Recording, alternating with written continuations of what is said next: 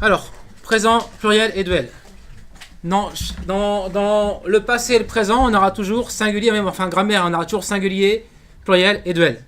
Duel, ça sera très rare, mais on va quand même l'apprendre parce qu'on va le croiser ici et là dans le Coran, ça arrivera. Alors, on a d'abord au pluriel, on a le nous. Le nous, c'est facile, on commence par N. Ok? Le nous, le verbe commence par N. Donc ça fait ya'lamu, c'est il sait, na'lamu, c'est nous savons. Tiens, est-ce que vous avez en tête des mots que vous connaissez, que vous avez pris dans la sourate qui précédait avec un nous? Voilà, Iyyaka na'budu, maintenant vous allez vous rappeler, Iyyaka na'budu, c'est toi que nous adorons. Sans galérer, on va pouvoir se trouver. Iyyaka nasta'in, du coup, on sait que nasta'in, c'est forcément un nous. Après, on n'a plus qu'à trouver le sens. Nasta'in, nous demandons l'aide, nous implorons l'aide. Nabluwahum, excellent, ils sont chauds, franchement, ils veulent des chocolats. Hein. Là, ils insistent. Ouais, en fait, j'ai ça, mais toi, c'est un truc qui était au fond du sac. Il est même plus rond. On dirait une comète, c'est un truc un peu difforme, donc je préfère pas te donner parce que voilà. Donc, na'lamu, nous. Ensuite, on a le vous masculin. Ok, vous masculin. On reprend, en fait, logiquement, le préfixe de la deuxième personne. Ça vous parle, hein? Première personne, deuxième personne, troisième personne. Deuxième personne singulier, c'est tu.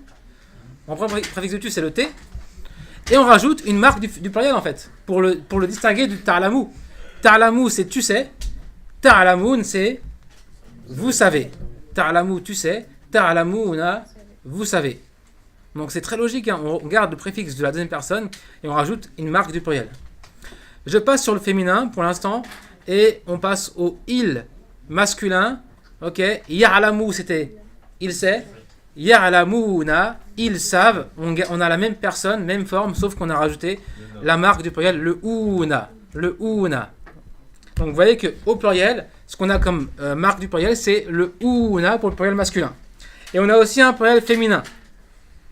Alors, il est en grisé parce qu'il est vraiment hyper rare. Mais quand je vous dis hyper rare, c'est vraiment hyper rare. Quand je dis hyper rare, c'est vraiment que c'est l'emphase là. Là, c'est l'ultime emphase. Alors, par exemple, le vous féminin pluriel, il est aux alentours de moins de 5 occurrences dans le Coran. À peu près, je crois. Franchement, je confirmerai ça, mais Asma, mon collègue. Ok, bon bah alors je confirme ça. Moi je confirme avant elle, c'est moins de 5 occurrences dans le Coran, il y a 5 verbes seulement, moins de 5 verbes qui sont au vous féminin pluriel. Donc limite, ça vaut presque même pas le coup d'apprendre. On pourrait même oublier cette ligne-là et juste aller voir les verbes qui sont concernés, les 5 verbes, les connaître et c'est tout. Et on verra plus ça dans notre histoire de langue arabe.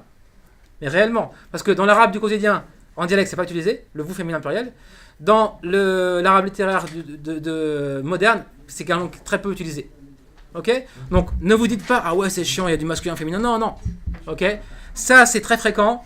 Ça, c'est hyper fréquent. Ça, c'est fréquent. Par contre, ça, 4 fois. Il y a 4 verbes dans le Coran où on aura ça. Dans mon oreillette, on dit 3 fois. 3 fois. Alors, qui a dit ça? Ah ouais? Ok. Ça se peut, ouais, ok. Vous l'avez vu dans un... Application. Ok, Google. Ok, Google? Non, dans l'application. Ok, d'accord. Ok, bah 3 fois. Bah vous voyez, donc c'est moins de 5. Il me semble que c'était 4 fois en fait. C'est pour ça que je disais moins de 5. Mais je crois que c'était 5 fois. Bon, allez, on va pas se chipoter pour un verbe. Et moi, c'est hyper rare. Pour le il, pour le elle féminin pluriel. Pour le elle féminin pluriel. Ok. Pour le elle féminin pluriel, on est à moins de 50 occurrences, il me semble. Ok. Il me semble parce que maintenant ils vont vérifier, etc. Donc si je dis 48, c'est 47, je vais me prendre des coups. Donc, pour le elle féminin pluriel, on est à moins de 50 occurrences. Ok? Donc en tout, ça et ça, les amis, ça et ça représente 55 verbes. C'est tout. Même pas verbes. 55 occurrences dans le Coran. Alors pourquoi c'est vraiment très peu par rapport, si vous prenez, par exemple, cette personne-là, regardez bien. Ça, juste le il, au présent, ça concerne 3723 verbes, je crois, à peu près. C'est fou, hein, la différence, hein. Mais c'est pas rien, en fait. Et c'est pour ça qu'en fait, vous apprenez l'arabe comme ça, en fait. C'est que moi, j'ai appris, je me suis tout tapé. et à la même valeur. C'est-à-dire qu'on m'a dit, ouais, elle féminin, truc, attention, truc. Après, on m'a parlé de trucs qui étaient, qu'on voyait jamais, mais on m'a dit que c'était important, etc. Et donc, j'ai mis tout sur la même hauteur. Et j'ai passé des années, en fait, à apprendre des choses que j'ai plus jamais revues, plus jamais. Ok?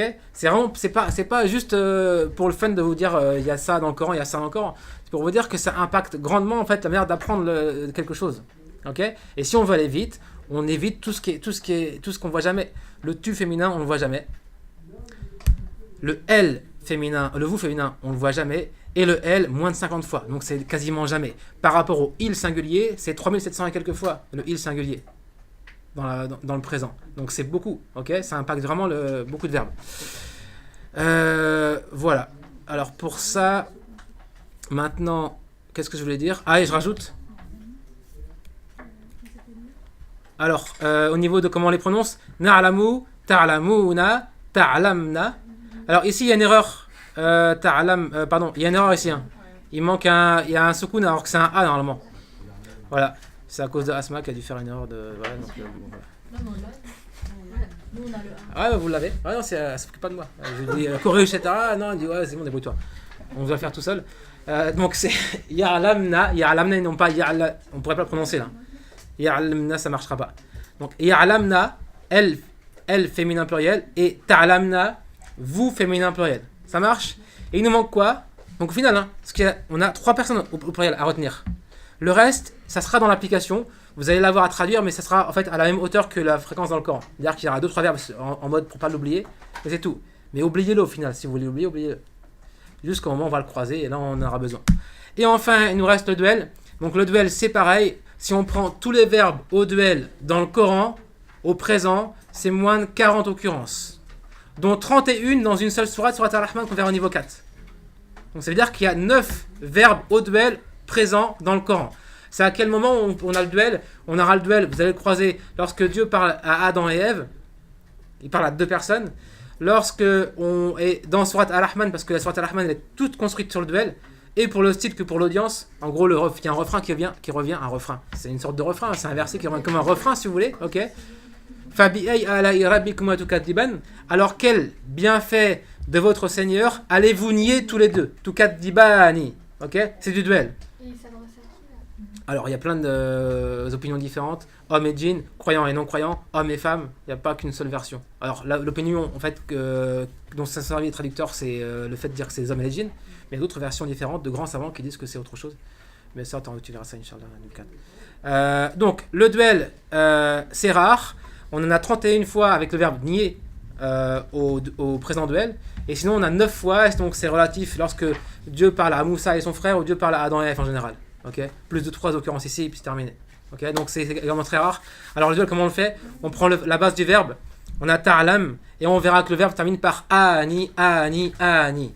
Vous deux, ta'lamani, eux deux, ya'lamani, et elles deux, ta'lamani. Ok, donc c'est ani, la marque du duel, en suffixe. C'est una, la marque du pluriel, en suffixe. Et c'est na, avec un soukoun devant, féminin pluriel, mais qu'on verra quasiment jamais. C'est tout. Donc là, c'est beaucoup de choses en un seul cours, mais c'est tout le présent. Et il n'y a pas d'exception en fait. Okay, si vous avez compris ça, vous savez reconnaître un verbe au présent dans le Coran. Il nous manquera une partie qu'on fera la semaine prochaine, c'est sur quelques variantes, à cause de certaines particules, mais ça ne change pas en fait ce qu'on a appris aujourd'hui. Okay, on va juste voir une variation du présent, et c'est tout. Et là, on est bon. Et donc pour conclure sur ça, un petit calcul juste pour vous montrer en quoi c'est hyper important en fait. C'est pas juste de la grammaire. Si le Coran, si on compte tous les mots du Coran, il y en a environ 80 500 mots. Ok? C'est pas déjà fait ça? Non? J'ai fait en mode motivation et tout là. Bon, je le refais parce que vous aimez toujours ça. Donc en gros, vous avez dans le Coran environ 80 500 mots. Si vous apprenez Asma, le présent et le passé, quand je dis apprendre, c'est juste connaître, en fait, savoir que A'lamu c'est je et Ya'lamu c'est il. C'est juste ça quand je dis connaître le présent, c'est pouvoir connaître les préfixes. Savoir que là c'est il et ça c'est ce. Et ça c'est en quelques semaines, c'est terminé, c'est plié. Ok? Et après, si on apprend, donc une fois qu'on a présent, passé. Passé c'est pareil, hein. Passé c'est aussi simple, en un cours on peut le connaître. Ok? Le passé en un cours c'est terminé, c'est le même principe que le présent, sauf que c'est à l'inverse. C'est à la fin qu'on met quelque chose. Ok? Une fois qu'on a ça et qu'on apprend 100 verbes parmi les top 100 du Coran, ok? C'est 12 000 nouveaux mots que vous connaissez en fait en plus dans votre bagage. Si on rajoute encore 100 verbes, on est à 200 verbes, c'est 18 mots du Coran sur 80 000. Ok? Donc c'est un quart. Juste avec les verbes, sans parler des pronoms et tout ce qu'on a appris auparavant. Là, je rajoute juste le bloc verbe. Ok? Donc c'est pas juste pour la grammaire qu'on fait ça. Hein. Là, c'est parce qu'on est toujours focus sur comment aller vite et comment vite comprendre le Coran. Et là, c'est une étape obligée. Et c'est une étape qui va faire gagner beaucoup de temps. Donc voilà.